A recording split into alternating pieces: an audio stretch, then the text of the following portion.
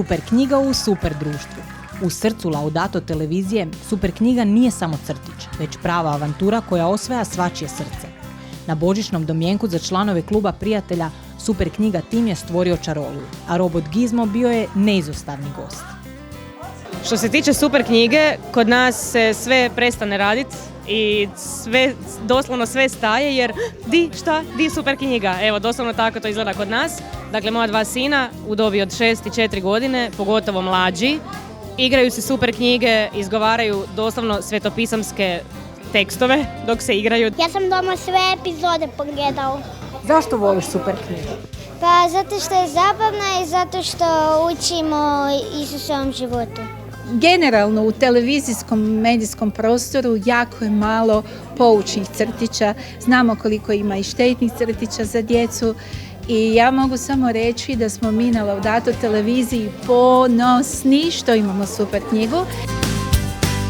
Najmlađi fanovi dijele svoje omiljene epizode, oduševljeni dubokim porukama crtića.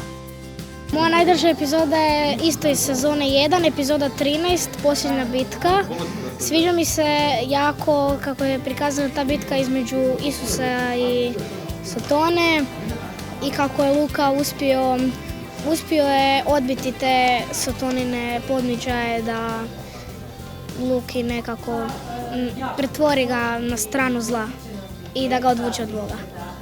David i Golijat su najdraža mi epizoda zato što je David bio jako mal, a Golijat je bio jako velik i zato što David mogu srediti Golijata, tak je bio mal.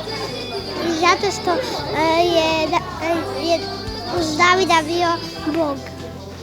Prvi Božić zato što mi izgleda Isus malo slatko. Nije mi je samo najdraži Gizmo, nego samo Isus. Ja samo verujem u Isusa. Super knjiga nije rezervirana samo za mališane.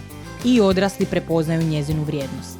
Meni je to predivno, zato što ona kroz biblijske priče zapravo uči o radosnoj vijesti, o evanđelju. Tako da meni je to odlično, evo za mamu.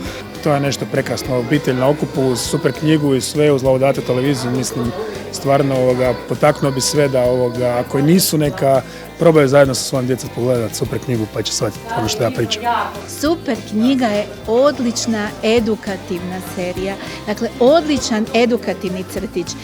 Dobar je, poučava djecu, ali poučava i roditelje i vjeroučitelje da lakše na neki način djeci donesu Isusa kroz prekrasne biblijske priče. I zato se jako veselim na ovoj sezoni, jako. Gizmo je također jako sretan što je mogao biti dio ove simpatične zajednice i staviti osmijeh na mnoga lica. Gizmo je jako smiješan, ima dobar karakter, zapamtljive boje. Pošto je robot, mislim da će ga djeca iz naše generacije bolje zapamtiti.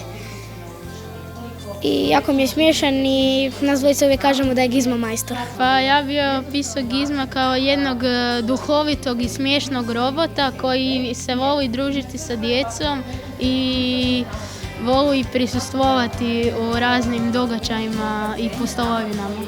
Gizmo je dio našeg božićnog programa zato što naši klinci jako vole Gizma, jako te vole Gizmo i vole generalno Super knjigu, cijelu Super knjigu i vesele se novim nastavcima. Evo mi večeras nismo ovdje u studio mogli primiti sve zainteresirane, svu dječicu koji su htjela doći, ali možemo im obećati da ćemo ponoviti i da će Super knjiga i Gizmo biti ponovo u našem studiju.